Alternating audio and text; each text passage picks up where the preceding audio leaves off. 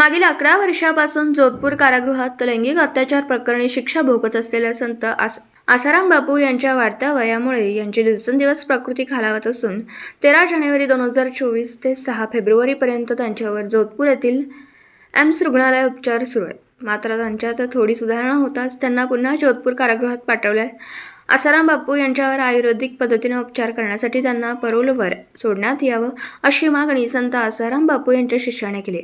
यासाठी काल संत आसाराम बापू यांच्या आश्रमात पत्रकार परिषद घेऊन ही मागणी करण्यात आली. तर 6 मार्चला गोंदिया शहरात मूक मोर्चा काढून जिल्हाधिकाऱ्यांना निवेदन देण्यात येणार आहे. तर याआधी देखील संत आसाराम बापू यांच्या शिष्यांनी राष्ट्रपती द्रौपदी मुर्मू यांना दया याचिका पत्र पाठवलं होतं. गोंदियाहून प्रतिनिधी अमरदीप बडके. दिवसभरातील घडामोडींचा आढावा घेण्यासाठी पाहत रहा N24 मराठी.